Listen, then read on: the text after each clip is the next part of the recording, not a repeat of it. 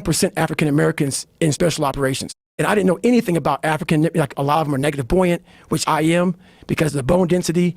I struggled. But 6 weeks into the program, there was about 25 guys left out of about 150. I was there, and I didn't go to sleep for 6 weeks of the program. And I wanted to quit so badly, but I quit everything in my life. I copied through school, people wrong. And so here I in this Air Force program, starting to get a little more confidence, but this water was kicking my ass. And 6 weeks into the program, the doctor gave me a blood test. It was I have sickle cell trait, not the anemia, but it still killed people.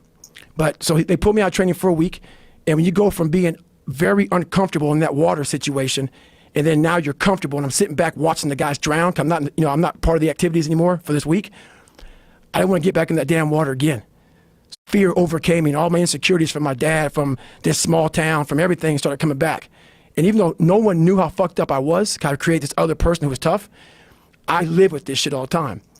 So me not wanting to go back in that water, the doctor called me back up. I thought I was going to get like a medical kick out of the military. So no quitting for me. They'll kick me out so I can have some pride.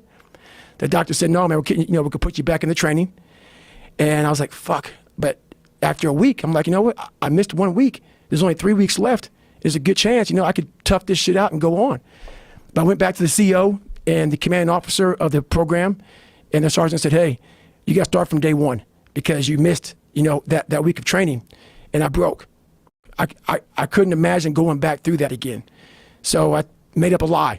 And I said, man, the sickle cell thing is really scaring me. It was the fucking water. It wasn't sickle cell. And I pretty much quit. Even though they gave me a medical, I quit. So from the age of 19 to the age of 22, I went and did a job called TAC-P, where you control fast movers behind enemy lines. Cool job, but there's no water. I was afraid of the water. And I gained 125 pounds. I went from 175 to almost 300 to 297 was my heaviest.